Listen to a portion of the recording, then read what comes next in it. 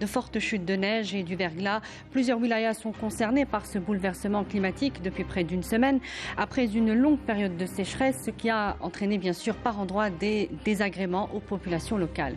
La protection civile a lancé des plans d'intervention au niveau de ce qu'on appelle les points noirs dans plusieurs régions du pays. Toutes ces unités dans les communes les plus touchées sont placées en alerte pour d'éventuelles urgences. Des équipes qui travaillent en étroite collaboration avec celle de l'ADA, l'Algérienne des autoroutes, dotée pour la première fois d'ailleurs de nouveaux engins utilisés pour le déneigement et le salage des routes relevant des industries militaires. Sans oublier le renfort des équipes d'intervention et de maintenance mobilisées par les directions des travaux publics, des APC et autres établissements publics et le concours précieux des unités de la gendarmerie nationale et l'armée populaire nationale. Notre invité pour faire le point ce soir dans Vision n'est autre que M. Nassim Barnaoui, chef du bureau de l'information et de sensibilisation à la Direction générale de la protection civile. Bonsoir. Bonsoir, merci pour l'invitation. Merci de l'avoir accepté. Je le disais, les conditions climatiques actuelles nécessitent une action concertée de différents départements, différents services. Quelle entité est censée chapeauter un petit peu tout ça pour avoir une action concertée? Tout d'abord, bien sûr, une situation climatique un peu perturbée qui dure plus d'une semaine. Tout d'abord, on a commencé avec les vents violents et ça a été suivi par les chutes de neige sur le relief vraiment de 600 mètres, oui, et ainsi que les pluies. Donc, plusieurs wilayas ont été touchés, plus de 25 wilayas. Donc, il fallait une forte mobilisation des différents intervenants pour venir au bout des appels de détresse ou, c'est-à-dire, mettre en place des actions préventives afin d'éviter d'avoir des accidents, des victimes, etc. Commençons par les actions préventives, c'est-à-dire tout le temps la sensibilisation, des rappels, notamment à travers les différents médias, ont émis, c'est-à-dire des consignes de sécurité, et par la suite, il y a toujours un plan opérationnel mis en place. Déjà, vous parlez du plan de la protection civile. Exactement. Particulièrement, mais qui chapeaute tous les plans d'intervention? Chacun chapeaute son plan, c'est-à-dire d'action opérationnelle au niveau des cellules de suivi. Mais il y a toujours un plan commun, une cellule de veille au niveau des wilayas. Qui sont mises en place par la protection civile. Protection civile ou bien cellule de veille qui, c'est-à-dire chapeautée ou présidée par le Wali au niveau des wilayas, oui, qui englobe tous les acteurs concernés. Et au niveau local, il y a le ministère de l'Intérieur, collectivité locale et l'aménagement du territoire. C'est-à-dire, mais chacun, c'est-à-dire, il y a son plan d'intervention, mais la coordination sur le lieu, elle est très efficace. Donc, le changement d'information, la montée de l'information, c'est très important. C'est-à-dire, il y a toujours quelqu'un qui a besoin de l'autre. Mais il y a toujours les services techniques qui ont spécialisé dans leur domaine d'intervention. Par exemple, la protection civile, sauvetage et secours et assistance à personne. Les services de sécurité, c'est-à-dire libérer les voies et assister les gens, aider à la réouverture des routes. Même chose pour les autres intervenants. Par exemple, vous avez bien cité l'ADA, l'Agence des autoroutes, les travaux publics avec leur engin pour le déneigement de la neige. Ils ont consacré d'ailleurs beaucoup de moyens. Beaucoup de moyens. On se rend compte, c'est-à-dire sur le terrain, mais chacun a son volet d'intervention plutôt, mais il y a tout le temps la coordination qui est très importante, oui, au niveau local et même au niveau central. Elle est même précieuse dans des oui, cas d'urgence. Alors, vous le disiez, 25 wilayas sont particulièrement concernés par ces intempéries. Et 10 axes routiers ont été fermés et l'accès aux villages situés, bien sûr, dans les hauteurs est devenu presque impossible dans certaines régions. Il y a eu plus que 10. Il y a eu plus. On est arrivé plus de 10 axes routiers. Oui, le bilan s'est forcément alourdi. Voilà. Il y a plus de 88 axes routiers qui étaient, que ce soit coupés à la circulation ou bien difficiles à la circulation, notamment dans les régions montagneuses, surtout à travers les wilayas de Tizi Ouzou, les routes nationales, bien les chemins wilayas reliant les deux wilayas Bouira et Tizi Ouzou, notamment le 33, le 30, le 15, ainsi que le chemin wilaya 251, 253, c'est-à-dire coupé à certains moments, surtout au niveau des côtes, Sharia, Chelata, Tizin Kounen, Tilouda, et d'autres wilayas ainsi touchés, Mila, parce qu'il y a eu une forte chute de neige à travers 2 routes nationales, quelques chemins wilaya, et notamment aussi la wilaya de Djidjil, ou bien les routes qui relient les 2 wilayas, Mila et Djidjil, à l'ouest plutôt du pays, à Indefla, un certain axe de l'autoroute Est-Ouest et quelques chemins wilayas difficiles à la circulation, Sétif, Bourj Bouariric. Oui.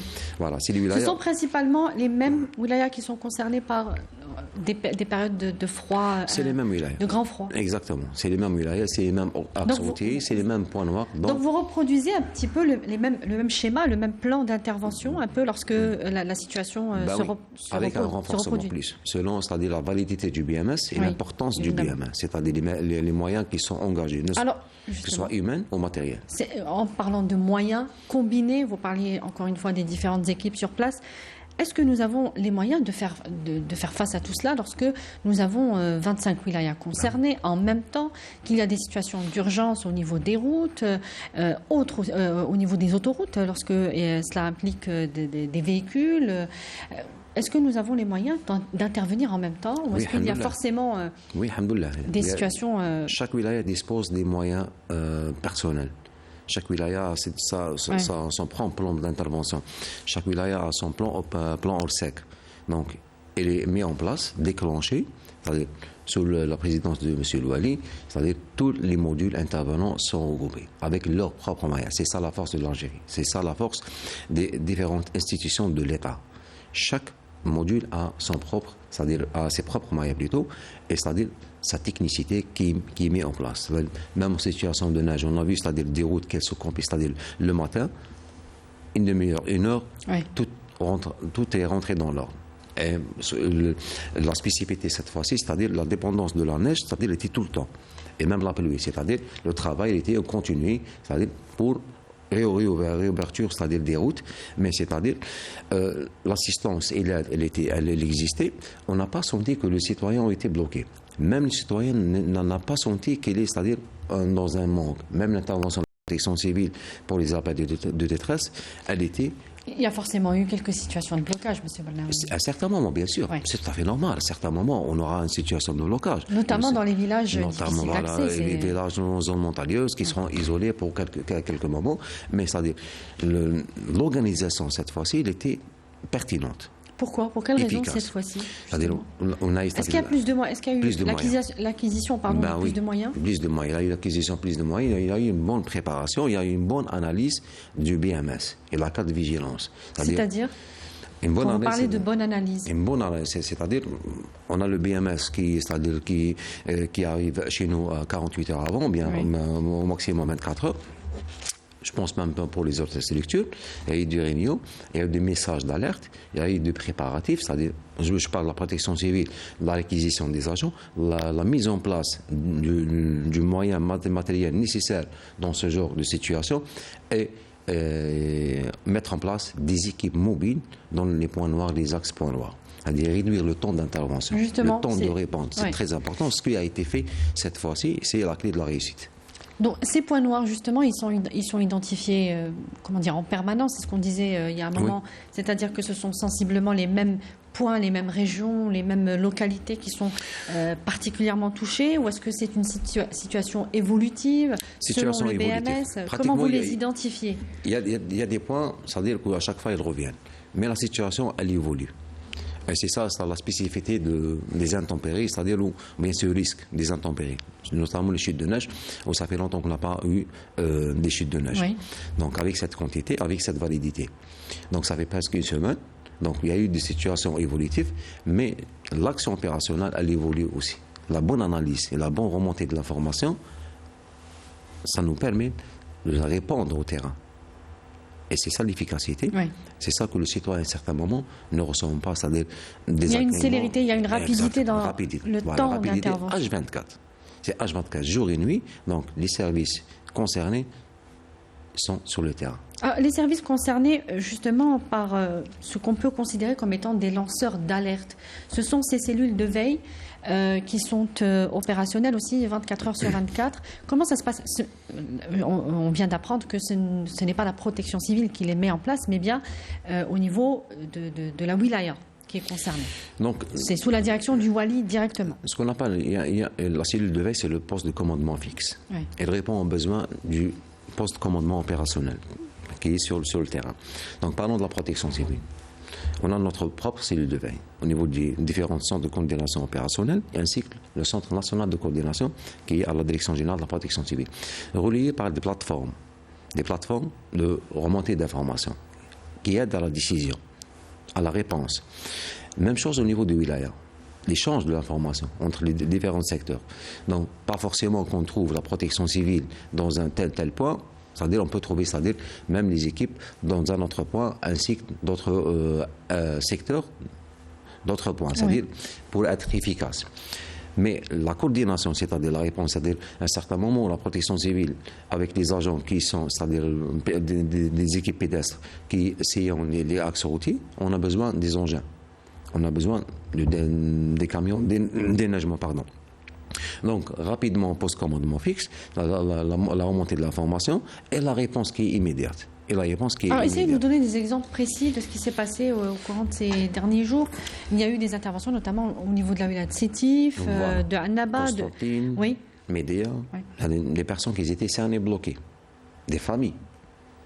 Dans des villages ou en plein axe routier, pas forcément des villages. Je vous donne quelques exemples. Là, c'est carrément dangereux. Carrément, voilà. Là, il a une note d'assistance d'évacuation immédiatement. Et par la suite, on dégage le véhicule avec des engins, 4x4, etc. Dégager le véhicule en attendant, c'est-à-dire ouvrir la route avec les camions des nageurs. Il y a aussi l'assistance des femmes enceintes. Il y a eu l'assistance des personnes qui ont subi des opérations, que ce soit les ramener chez eux ou les ramener vers l'hôpital. Oui. Tout a été pris en charge.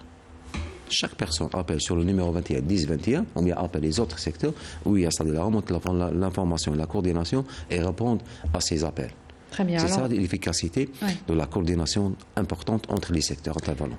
Alors, il y a évidemment les accidents de la route qui sont les plus à craindre dans ce type de conditions climatiques. De nombreux accidents dans différentes wilayas du pays ont été enregistrés. Le verglas, le brouillard, évidemment, les neiges, les pluies ont été les principales causes de ces accidents. À l'heure où nous parlons, combien d'accidents avez-vous enregistrés avec Actuellement, en cette journée, il y a une accalmie, tant mieux, avec une personne décédée. Je rappelle le début de situation climatique. On a eu 8 morts, par la suite 2 personnes décédées. Il y a une accalmie pour les personnes décédées. Mais les blessés, il y a toujours les accidents. C'est-à-dire une moyenne entre 100 et 120 accidents par jour, avec des blessés entre 120 et 140 aussi blessés. Mais en matière de personnes décédées, tant mieux, alhamdoulilah, il y a eu une baisse pour le moment. Espérons qu'elle continue comme ça. Par contre, parce qu'il y a une augmentation chez les accidents domestiques, notamment les personnes intoxiquées par le monoxyde de carbone. J'y arrive justement. Cette vague de froid induit forcément plus de gaz pour se chauffer. Depuis le début de l'année, on a recensé jusqu'à 28 morts en 2 semaines, 17 en 24 heures. C'est une hécatombe absolument inacceptable. On n'arrête pas de dire que ce sont des accidents que nous pouvons éviter. En cause, bien sûr, ces gaz brûlés par des appareils de chauffage défectueux. D'abord, vous qui êtes le chef du bureau de l'information et de la sensibilisation au niveau de la protection civile, pourquoi ces campagnes répétitives qui reviennent chaque année sur les campagnes de sensibilisation sur ce phénomène ne donnent aucun effet? C'est même pire chaque année. Je pense que ces campagnes, quelque part, ont eu un résultat. C'est-à-dire, ne serait-ce que de réduire le nombre d'accidents, le nombre de personnes décédées par rapport à l'année passée. Certes que le mois de décembre et le mois de janvier, c'est les 2 mois où on enregistre le plus de cas d'intoxication au monoxyde de carbone, que ce soit par les personnes sauvées, incommodées, ou les personnes décédées. Certes, on est à 39 personnes décédées dues au monoxyde de carbone, qui est émanant des différents appareils de chauffage, chauffe-eau, chauffe-bain sans évacuation, des gaz brûlés, et à certains moments, d'autres instruments utilisés comme la tabona, la cuisinière, et à certains moments le bois, notamment dans les postes de gardiennage sur les chantiers, à certains moments même des personnes chez eux. Ce qui a été hier au niveau de l'Jelfa, 4 membres de ma famille étaient sauvés in extremis. Malheureusement, ils se sont chauffés par le bois, par le canon, qu'on le connaît, voilà. Oui. Certes, ils ont un moyen de chauffage, mais tellement il fait froid, ils ont fait rentrer à la chambre un canon avec du bois pour se réchauffer. Je dirais plus de 388 personnes incommodées secourues à temps. et évacués vers les différentes structures hospitalières. Les campagnes de sensibilisation, notamment le tapage médiatique sur ces accidents domestiques, intoxication, ont donné résultat. Parce que je me rappelle, il y a 2 ans, au janvier, on a eu 57 personnes décédées. Juste un mois. Oui. Par rapport à l'année passée, c'est-à-dire où on est à 111 personnes décédées par le monoxyde de carbone, c'est-à-dire chaque année on dépasse les 100 personnes décédées, mais des campagnes de sensibilisation, que même en pleine de campagne, on sent que les gens ont conscience, ils ont des connaissances, c'est quoi le monoxyde de carbone, c'est quoi le gaz, il est dû à quoi, comment se protéger, mais ça manque la réaction. Ça manque le suivi. C'est ce qu'on cherche à travers une campagne de sensibilisation. Exactement. La réaction, le suivi, c'est-à-dire ça demande de finances. Quelque part, on sait que c'est-à-dire la négligence, oui, je suis d'accord, l'oubli, et des fois la faute de moyens. Ou c'est-à-dire le citoyen réagit pour corriger les erreurs, c'est-à-dire que ce soit sur le chauffage, les instruments, les moyens de dégagement des gaz brûlés, oui. Notamment la prévention, c'est-à-dire l'aération au niveau de leur domicile, sachant que le problème, la cause numéro 1, c'est l'absence de l'oxygène, l'absence d'un système de ventilation dans une maison. Parce que le monoxyde de carbone est dû à une combustion incomplète, c'est-à-dire le manque d'éléments essentiels, l'oxygène. Là, il y a une combustion incomplète, c'est-à-dire il y a le CO, pas le CO2. Et ça qui est incolore, inodore et non irritant. Absolument indétectable. Voilà. Et c'est là où les gens un peu mélangent entre le gaz de ville, le gaz de méthane qui a une odeur, et le gaz, le gaz brûlé, le monoxyde de carbone. Quand vous parlez de système de ventilation, est-ce qu'on parle d'un vrai système ou tout simplement d'une fenêtre? Des bouches d'aération. Des bouches d'aération. Une fenêtre ouverte. Une fenêtre, oui, ouverte. C'est déjà une. C'est un issue. Voilà, c'est une issue pour le gaz brûlé. Mais nous, on parle de bouches d'aération, un système de ventilation fixe. Des bouches d'aération basses et hautes. Là, on les trouve au niveau des portes. Des portes, oui. Basses, voilà, c'est 20 cm². Et au-dessus de la porte, si on parle d'une maison dans un immeuble, la porte principale, au-dessus de la porte principale, la porte de la cuisine, la fenêtre de la cuisine, ainsi que la douche. Il y a toujours un système qui circule qui est fixe. Et malheureusement, les gens ont tendance de obstruer, oui. Changer des portes sans revenir à la prévention, ou bien, c'est-à-dire l'absence de ce système et aussi fermeture de toutes les fenêtres, c'est-à-dire aucun issue, notamment le soir. Particulièrement pendant les périodes de grand froid, oui, comme celle-ci. Mais le froid ne tue pas. Oui. Le froid ne tue pas. Si on est chez soi, doté d'un chauffage ou d'un système de chauffage, on ne va pas mourir. Mais le monoxyde de carbone peut tuer en un quart d'heure. Peut tuer, c'est-à-dire entre 1 heure et 3 heures, selon la concentration, le pourcentage du monoxyde de carbone. Parce que c'est un gaz qui a une affinité. Le corps humain, l'hémoglobine a une affinité entre 230 et 260 par rapport à l'oxygène. Ça, ce que les gens ne le sachent pas. On ne le ressent pas. Donc c'est ça la dangerosité de ce gaz brûlé. On peut l'éviter avec une bonne aération et ventilation du domicile, avec une bonne maintenance du système de chauffage, chaque année, avant l'utilisation, même pendant l'utilisation. Et surtout, ce qu'on a constaté ces derniers temps, c'est le chauffe-eau. Les chauffe-eau qui sont installés au niveau des salles de bain. C'est interdit. C'est une catastrophe. Catastrophe. Oui. Très dangereux. Et notamment ne sont pas dotés du tuyau d'évacuation des gaz brûlés. Même les chauffe-eau qui sont installés au niveau de la cuisine, qui ne sont pas dotés d'un tuyau d'évacuation des gaz brûlés. Il fait froid, c'est tout le monde qui pense à fermer, et donc même la vaisselle, on la lave avec de l'eau chaude, on douche avec de l'eau chaude, il y a l'utilisation permanente de chauffe-eau, oui. Le chauffage, il est actionné. Nous, on respire, c'est-à-dire l'oxygène. À un certain moment, on aura un manque d'oxygène au niveau du domicile. Et par la suite, combustion incomplète, dégagement des gaz brûlés. Et on a eu des cas, malheureusement. Ici, là, c'est pas loin, avec 9 personnes décédées. Sétif, 6 personnes décédées. Alger, l'eucalyptus, 6 personnes décédées. Oui. Aujourd'hui, 3 personnes décédées, c'est-à-dire entre Tbessa et Mila, et ça, la catastrophe aussi, c'est l'utilisation de la tabona. 2 personnes décédées à Tbessa, dans un local commercial, ils se sont chauffés par la tabona. Et une autre personne à Mila, âgée, dans les cinquantaines, se réchauffe avec la tabona. La tabona, elle est destinée pour, c'est-à-dire la cuisson, destinée pour être utilisée dans des locaux très bien aérés, notamment où il y a des ouvertures, et pas dans la maison. La Tabona fait des ravages aussi. Et on ne le dit pas assez. Effectivement, on axe le problème sur les appareils de chauffage, pas suffisamment sur la Tabona. La cuisinière. Il y a beaucoup de gens qui se chauffent avec la cuisinière.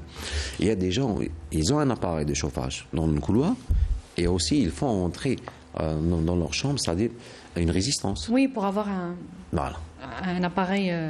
Pour avoir une température, oui. Mais nous, il faut avoir une température adéquate, ambiante, entre 23, 24, 22, c'est-à-dire une bonne température. En hiver, il fait froid, c'est tout à fait normal. On ne peut pas, c'est-à-dire être à la maison et circuler avec le dimanche et fermer tout. Il faut mettre quelque chose de chaud et un système de chauffage et on est à l'abri. Mais le froid, on le rappelle, ne tue pas. Le monoxyde de carbone, il fait des ravages. Alors, comment juguler ce phénomène plus qu'inquiétant, littéralement létal, dangereux? Les campagnes de sensibilisation, on peut les revoir, on peut les corriger, mais elles ne sont pas suffisantes, évidemment. Très suffisantes, non, au contraire, très suffisantes. Nous, à chaque année, on met en place un plan de communication. Oui. On touche toutes les tranches de la société. Je vous cite, par exemple, les 3 cycles scolaires. Les enfants, vous savez, pour avoir une culture prochaine, la conduite à tenir. Les prêches à la mosquée, chaque vendredi et pendant les jours de semaine. Il y a une foule très importante qui est à l'écoute. Les caravanes de sensibilisation, les semaines de sensibilisation et le porte-à-porte. C'est-à-dire on rentre dans les maisons avec les agents de Sonalgaz et de mouvements associatifs. Et on arrive, c'est-à-dire pour corriger les catastrophes, les erreurs qui sont au niveau du domicile, notamment sur... Donc, ce que vous nous dites, c'est qu'avec les campagnes de sensibilisation, on évite encore plus... Exactement. On aurait pu se retrouver avec beaucoup plus de victimes. Oui. Mais comment atteindre au moins, peut-être le 0 victime, c'est compliqué, mais en tout cas, beaucoup moins de victimes que ce que l'on voit de nos jours. Il y a cette nécessité de contrôler la sécurité des appareils importés. On sait qu'il y a énormément de contrefaçons. Qui doit assumer la responsabilité de ce contrôle, de mettre des normes plus strictes sur ces appareils? Tant mieux actuellement, l'importation est interdite concernant les moyens de chauffage. Les chauffages et les chauffe-eau. Tout est fabriqué localement et ils sont contrôlés. Tant mieux. Toutes les marques algériennes. Tant mieux, alhamdoulilah. Je vous dirais, c'est-à-dire les anciens appareils, oui. Comment les contrôler, comment les entretenir. Mais ça ne nous assure pas une non-défectuosité de ces appareils. On n'est pas sûr que tous les appareils soient... À un certain moment, oui. Un appareil qui date de 10 ans, de 15 ans. À un certain moment, je parle des appareils qui sont fabriqués actuellement. C'est des marques algériennes. Oui. C'est des marques algériennes. Oui. Tout est contrôlé.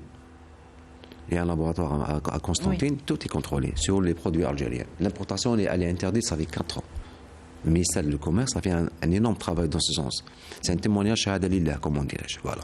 Dans ce sens, c'est-à-dire interdire l'importation de ces chauffages qui sont... Donc les appareils neufs ne sont pas impliqués dans ces accidents conformes, domestiques. ils ne sont pas impliqués. C'est-à-dire, on a constaté... Donc on parle de maintenance à ce moment-là. Maintenance. Les appareils défectueux très anciennes qui ne répondent pas en nom. Voilà. Il y a des pièces de rechange. Oui. Il faut qu'il les change. Les citoyens ont tendance de les éliminer et utiliser le chauffage directement. Oui. Et ça ne répond pas au nom, c'est-à-dire qu'il ne peut pas ni s'arrêter, ni couper, ni rien. Donc, il y a des gaz brûlés qui sont dégagés avec l'absence d'aération et c'est la catastrophe. Oui. En plus, on aimerait bien, parmi les solutions, c'est-à-dire généraliser le détecteur de monoxyde de carbone, qui est actuellement, depuis 2020 novembre, suite à un arrêté interministériel, c'est-à-dire l'obligation de doter chaque citoyen qui fait un nouveau achat, que ce soit le chauffage ou le chauffe-bas, avec ce détecteur de monoxyde de carbone. Mais certains gens, c'est-à-dire qui n'achètent pas, ils ont des instruments, c'est-à-dire anciens, on aimerait bien, c'est-à-dire qu'il y a l'obligation d'installer, de mettre en place ce détecteur de monoxyde de carbone. C'est une partie de la solution, effectivement. C'est un plus. Alors, il y a certains aussi qui appellent à mettre en place des règles, je le disais, standards, strictes sur les installations internes avec le concours direct de la Sonelgaz, ce qui n'est pas le cas actuellement. La Sonelgaz ne garantit que l'installation externe, évidemment, des conduites de gaz. Est-ce qu'il faudrait peut-être impliquer davantage la Sonelgaz? Ce serait aussi une partie, une autre partie, un autre angle de la solution. Si, Sonelgaz, elle est impliquée. Dans les installations internes. Avant la distribution. avant la distribution du gaz, lorsque on vient, c'est-à-dire présenter la conformité de l'installation faite par un plombier agréé.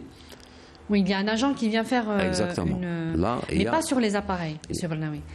Sur l'installation des... C'est pas le sort de Sonalgaz, c'est le sort du citoyen. Oui, mais certains spécialistes du domaine appellent à ce que la Sonalgaz peut-être s'investisse davantage. Mais les chauffagistes et les plombiers qui sont agréés, ils sont bien formés, ils sont qualifiés. C'est-à-dire pour dire que ce chauffage, il est digne, il est en ordre. Il est agréé, il a la carte et il a tout le nécessaire. C'est des entreprises.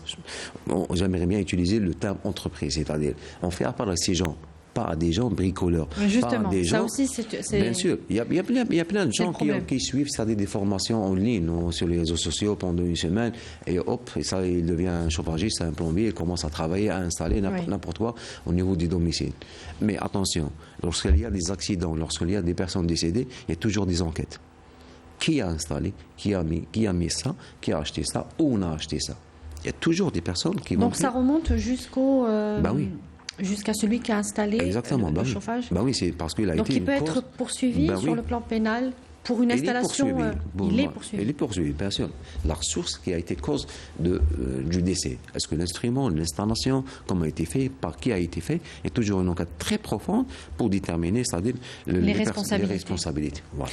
Monsieur Nassim Bernaoui, je vous remercie. Je rappelle que vous êtes le chef du Bureau de l'information et de la sensibilisation au niveau de la Direction générale de la protection civile. Merci d'avoir répondu à nos questions. Merci.